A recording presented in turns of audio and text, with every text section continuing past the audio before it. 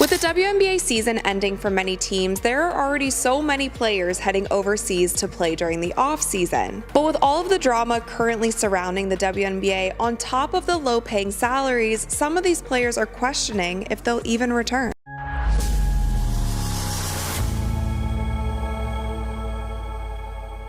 Buckle up, because Caitlin Clark has just sent shockwaves through the sports world by packing her bags for Europe. And now ESPN and the WNBA are left scrambling in panic mode. How did they let a generational talent slip through their fingers? Why is Clark ditching the WNBA for Europe? And what does this mean for the future of the league? Let's break down how ESPN's incompetence, the WNBA's failure, and Caitlin Clark's ultimate power move have set off a domino effect that could change women's basketball forever. In a jaw-dropping move that no one saw coming, Caitlin Clark has signed a mega contract with a European team, and the WNBA is in full-blown crisis mode. But you're still complaining about the max salary being $250,000. You're still complaining about the absence of eyeballs. You're still complaining about the lack of headlines and notoriety and pub and cachet. You're complaining about all of these things. ESPN is reeling, trying to figure out how they fumbled their chance to keep her in the league, and now Clark, one of the brightest stars in women's basketball, is heading overseas. But make no mistake, this isn't just a career move, this is a statement. For months, Caitlin Clark has been the face of the WNBA, the player drawing in record-breaking crowds and carrying a struggling league on her back. Yet despite all of her efforts, the league failed her.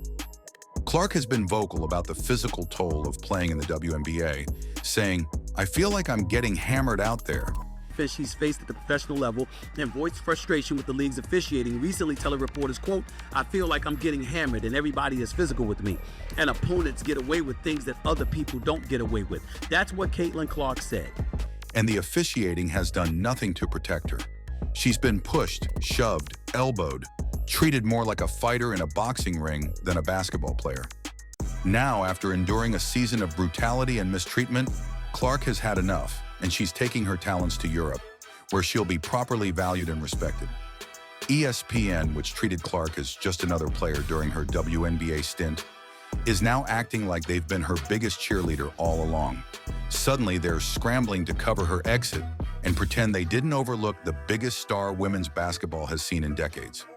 For months, ESPN downplayed her achievements, giving her lukewarm coverage while she was out there, breaking records, and turning the WNBA into must-see TV.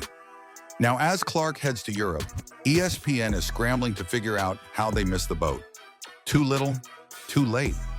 Clark's decision to leave the WNBA wasn't just about the lack of protection on the court. It was about respect. And ESPN, they failed to give her the platform she deserved when it mattered most. The game she played against the New York Liberty pulled in 1.5 million viewers. More than some NBA games on TNT, but ESPN never treated Clark like the megastar she is. Instead, they're now left trying to salvage the mess they created. If Caitlin Clark is the quote-unquote savior, if she's the golden girl, milk it! The WNBA's failure to keep Caitlin Clark is one of the biggest missteps in the league's history. Before Clark, the Indiana Fever was struggling to attract even 3,000 fans per game. But when Clark stepped on the court, everything changed. The Fever's attendance skyrocketed by 400%, pulling in 177,000 fans, making them the league's attendance leader both at home and on the road. Clark was a walking cash cow for the WNBA, and they let her slip away. The league failed to protect their star, ignored the blatant fouls against her, and allowed her to be treated like a punching bag every time she played. Remember the eye poke incident? In her very first WNBA playoff game, Clark was poked in the eye, and yet the referees didn't even stop the game to review it. No foul, no flagrant, just a shrug from the officials as Clark was left to fend for herself. During the first 2 minutes of the first-round playoff game of the Connecticut Sun versus the Indiana Fever, Dejanay Carrington poked Caitlin Clark in the eye. Caitlin fell to the ground. She was holding her face. The refs did not call a foul. They didn't call a flagrant foul. The play continued. But now a lot of people online are asking for the WNBA to review this play because as multiple angles have come out of this play, it seems like it might have been intentional. The WNBA could have built an empire around Caitlin Clark, made her the face of the league, and drawn in a new generation of fans. A lot of this noise came by people that were sitting on this network. They tried to minimize her, said, well, you giving her all this credit. What about the women that came before her? What the women came before her, what they did cannot be taken away. That ain't got nothing to do with Caitlin Clark. But instead, they let her endure a season of physicality that bordered on abuse. And now they're left scrambling to figure out how they let their brightest star walk away. It's important that we point this out. One of the things that I brought up this morning in talking about Caitlin Clark is that some of the players, you want to use the word jealousy, fine. You want to use the word envy, fine. You want to use the word resentment. We want to play with words. That's cool. Let's not forget Clark's final game in the WNBA playoffs, where she put on a one-woman show with 29 points, 10 assists, and 7 rebounds. Meanwhile, her teammates were missing open shots and making boneheaded plays that would make a high school coach cringe. It was clear as day. Clark was the only thing keeping the Indiana Fever alive, but she couldn't carry the team alone. Clark's decision to leave the WNBA wasn't just about the physicality of the game. It was about the lack of support from the league, her team, and even the media. She was their meal ticket, the one player who turned the WNBA into a spectacle worth watching, and they treated her like she was expendable. Now she's off to Europe, where her talent will be appreciated and she won't have to endure the same mistreatment. As if things couldn't get worse, WNBA star Alyssa Thomas threw gasoline on the fire by suggesting that Caitlin Clark's popularity was rooted in racial dynamics rather than her jaw-dropping talent. Thomas's comments sparked controversy, and ESPN, ever eager to stir the pot, ran with the narrative, framing Clark's success through the lens of race rather than focusing on her record-breaking performances.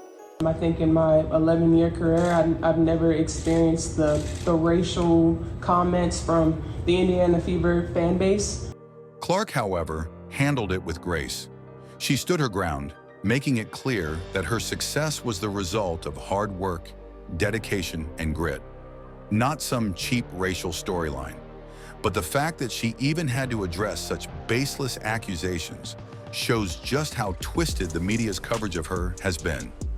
Rather than celebrating her incredible accomplishments, the media chose to focus on controversy, further proving why Clark is better off leaving this toxic environment behind. Caitlin Clark's decision to head to Europe is more than just a career move. It's a signal that she's done with the drama, the mistreatment, and the disrespect she faced in the WNBA. In Europe, she'll be playing for a league that values her talent, where she'll be able to play basketball without having to constantly defend herself from dirty fouls and lackluster officiating. As for the WNBA and ESPN, they're left picking up the pieces. The WNBA could have built their entire future around Clark, made her the face of the league, and drawn in millions of new fans. Instead, they let her slip away, and now they're left with a massive void that they'll be hard-pressed to fill. ESPN, too, will feel the sting. Clark brought in juicy ratings, spiked merchandise sales, and turned the WNBA into a must-watch event. Now they're left trying to hype up players who, quite frankly, can't even come close to matching what Clark accomplished in a single season. As Caitlin Clark embarks on her new journey in Europe, ESPN and the WNBA are left scrambling to figure out how they let one of the greatest talents in women's basketball slip through their fingers. Will the WNBA ever recover from this monumental loss?